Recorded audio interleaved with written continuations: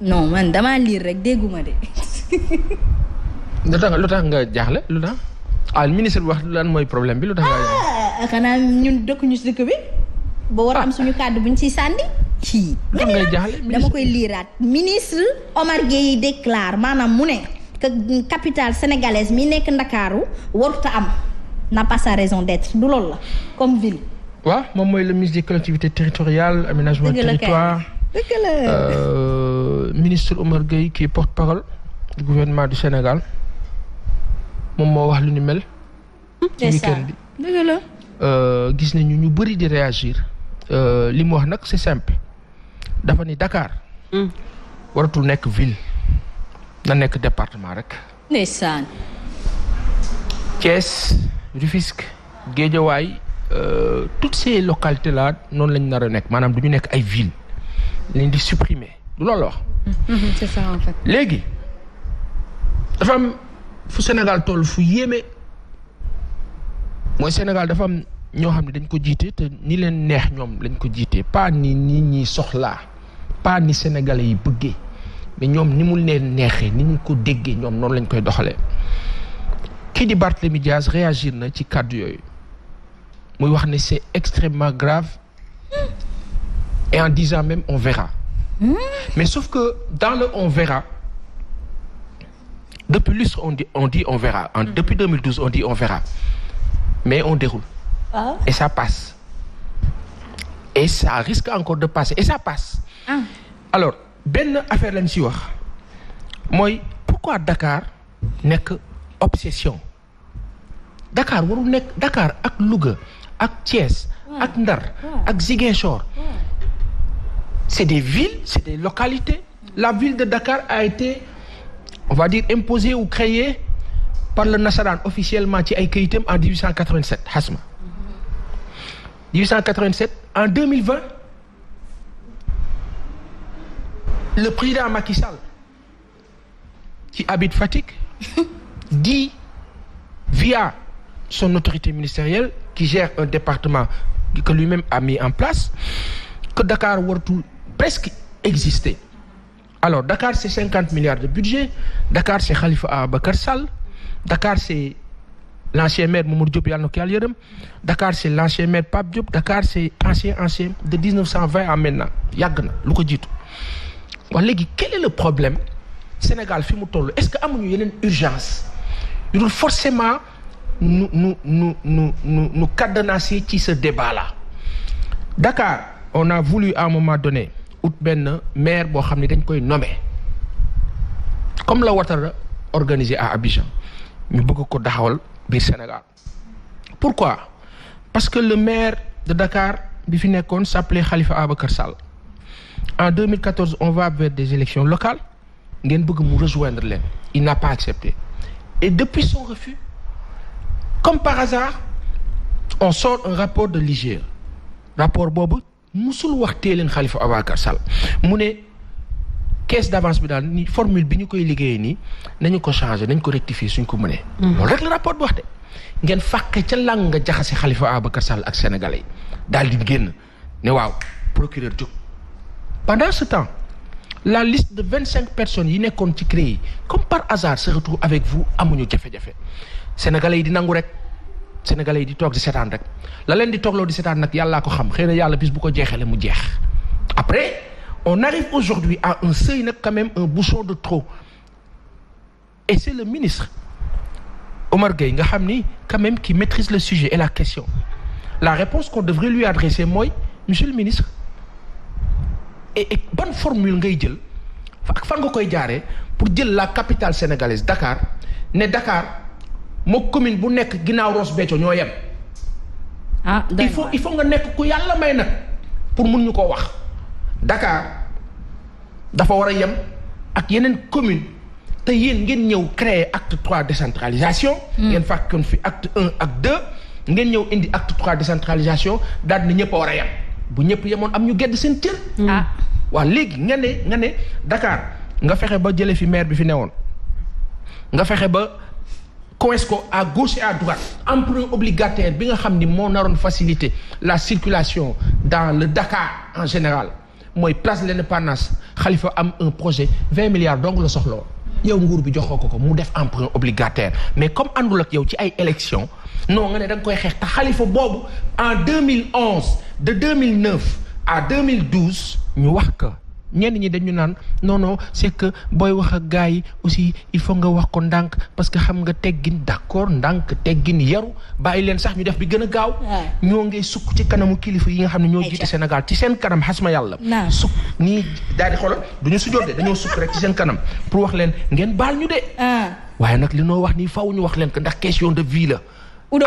ou de mort mooy que tey bu ngeen naree jël buum takk ko fii faw nag ñu taxaw nag ne leen yéen tamit yéen a ñuy takk buum wax ñu dañ leen di song parce que buñ leen songee du baax mais dañ leen di wax yéen a ngi takk buum bi dina leen ko parce que bëgguñu jàmmaarloo du yoon mënu leen jël la capitale sénégalaise xasma yàlla bloqué ko partout projet emprunt obligataire Dakar Sénégal yëpp gis nañ ni mu meloon quand Khalifa Ababacar Sall était là on avait commencé à paver tout Dakar ngeen xëy bloqué pavage bi ngeen dem ci diggante bi ne zéro déchet ngeen génne seen ministère renouveau urbain pour concurrencer un maire Diène Farba Sarr waaw léegi loolu yëpp bu ngeen ko defee yooyu yëpp ngeen def ko malgré tout Dakar et les Dakarois aiment monsieur Khalifa Ababacar Sall comme maire te loolu du deñ Dakar aime un Dakarois à la tête de sa capitale Diourbel aime un Diourbellois à la tête de sa capitale ainsi de suite quand bien même mën naa dëkk Dakar dem Diourbel ñu affecté ma fa ma dem ba bokk fa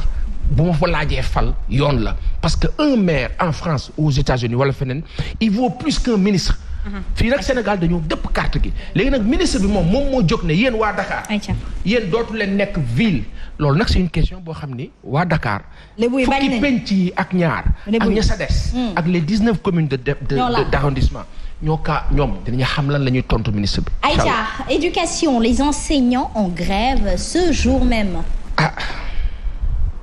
Constat.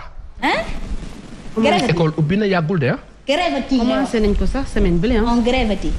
en grève defaat grève. waaw SAEMS CUSEMS parce que li ñuy defoon ci examen yi passé baccalauréat bi. dañ ko liggéey te fay ñu leen. comme d'habitude comme étudiants yi ni ñuy casser seeni bourse quand bien même ils veulent anticipation ou pas mais la question dañuy poser question lan mooy jafe-jafe bi ba procédure bi mënul jaar yoon mais explication bi toujours mooy xam ngeen la procédure dafay jël temps l'administration xam ngeen liggéeyu administration dafay jël temps lu tax muy jël temps lu tax du jël temps quand ça vous concerne quand c'est vous vos frais de mission vos budgets vos organisations propres quand c'est vous ce n'est jamais là. Ça nous fait perdre beaucoup de temps également. mais quand c'est nous jamono day dox.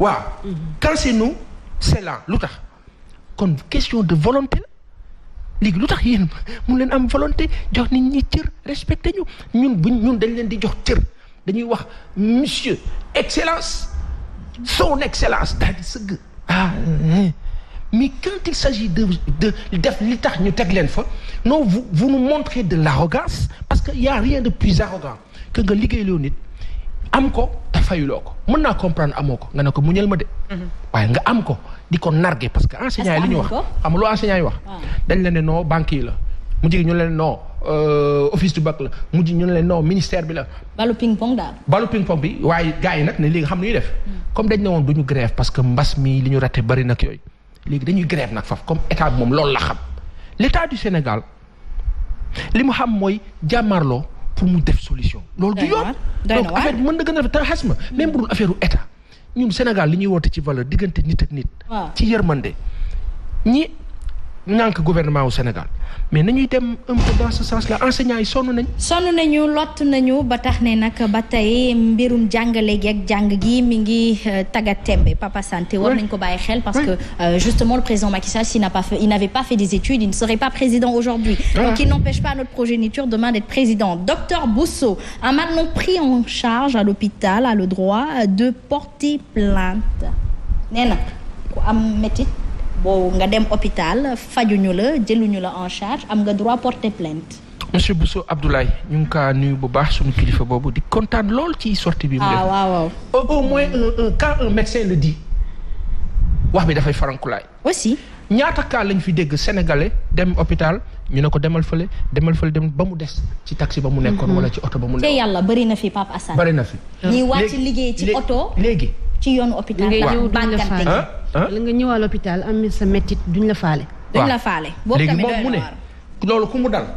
et bi muy wax sax dafa ne je sais que li may wax dina am ñu mu dul neex mais je vais le dire xam nga dëgg gis nga dëgg xas ma. ñeme ko rek. non gannaaw ñeme sax. maa Youssou Ndour nee na yoonu dëgg boo ci nekkee bul ragal a wéet mais gis nga dëgg mu yéex mu gaaw kenn du si mën dara. bilaay walaay. lii docteur bi wax.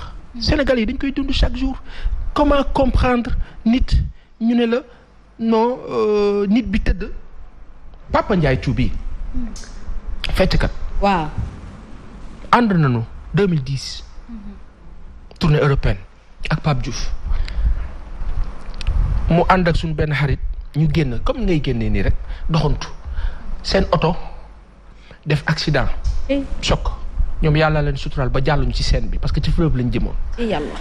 fii la am benn jafe-jafe Pape maa ngi lay nuyu bu baax bu dee yaa ngi lay seetaan fii. jafe-jafe bi gise biñ nee cëpp ci. l'hôpital. maanaam ca porte ba accès ba. la ñuy daw di ñu gàttandu ëppi mu dugg.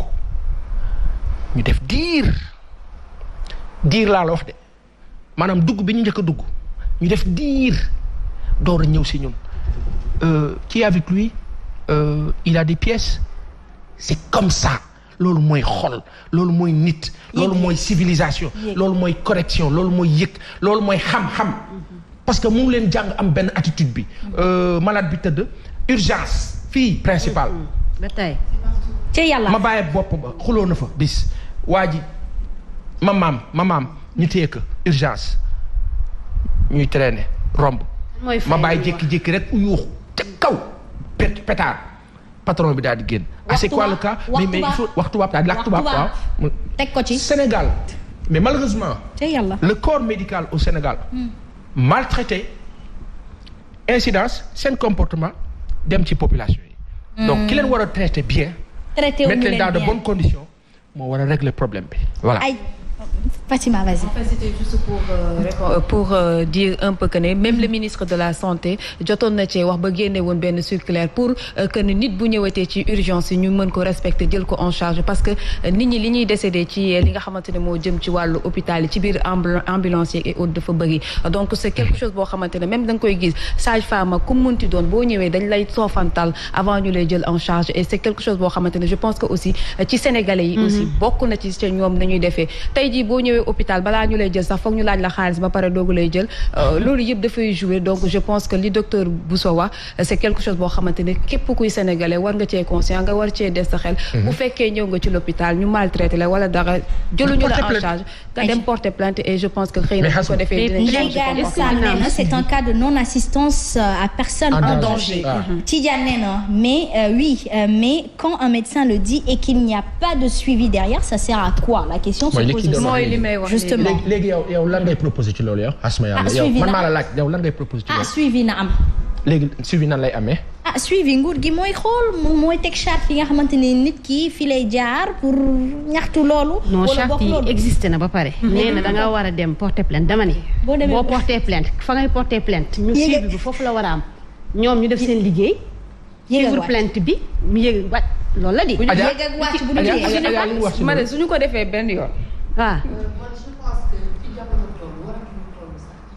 merci plainte ak di leen suivre je pense que demal Europe sooy accoucher ni ñu lay jëlee da ngay mel ni yow yaay nenne bi war a judd dañ lay nenga soo sonnee sax ñu sang la foofu la jamono toll nañu changer jikko yi xool comportement yi parce que du affaire suivi nit ki soo koy pousse di ko dóor pour muy def li muy def c'est parce que naturelul dañu war a seetaat suñu bopp def ni nit ñi di defee parce que ay nit la defee fi nit fii ngay gis ku wasin wàcc ñu ni la jëlal nga fomp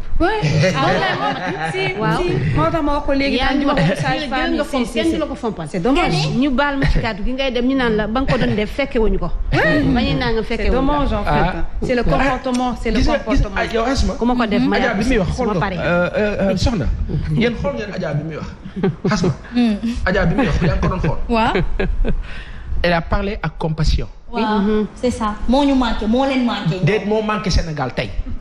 léegi nag wax dëgg rek te yàlla tax. te nag sunu borom rek lañ ci yaakaar ñun soxlawuñu ngërëmu kenn. xasma.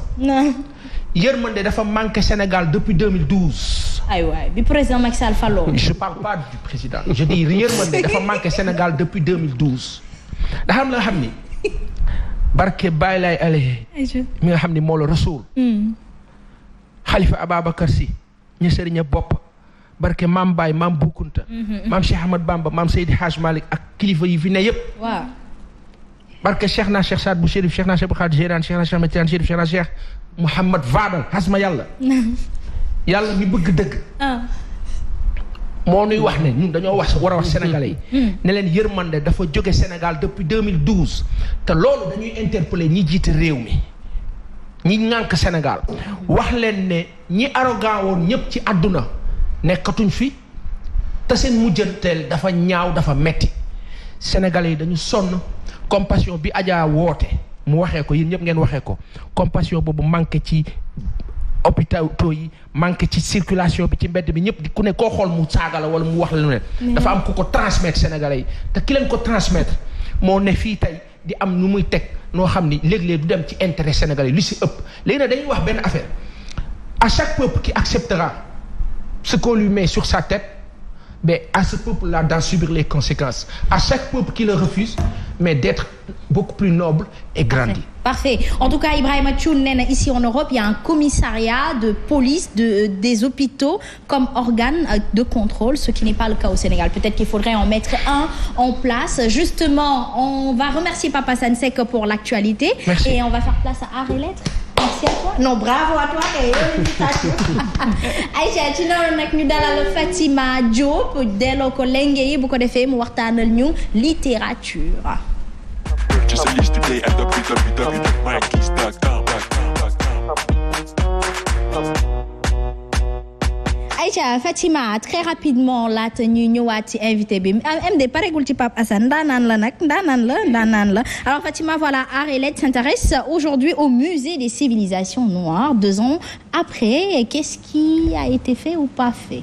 d'accord tey nag ci loolu lañ fas yéene waxtaanee dem fi nga xamante ne moo di musée des civilisations noires gis nañ ne nag 52 ans après depuis Senghor bi mu waxee li jëm ci wàllu musée boobu waaye tey jii nag musée boobu taxaw na tey jii ñu ngi ci ñaari at yoo xamante ne ñu ngi ci boobule musée des civilisations noires waaye gis nañ ne Covid 19 bi également indi woon na ay gàllankoor ba ñu tëj ko 7 mois après ni ki rek le 6 la ñu ko daal di tijji gis nañ également li nga xamante ne moom moo nekk ci biir musée boobu loolu yëpp moom la ñu dëxëñ def ko ci benn dossier daal di waxtaane li jëm ci wàllu bilan bi perspective yi avec ki nga xamante ne moom la ñu dénk musée bi moom mooy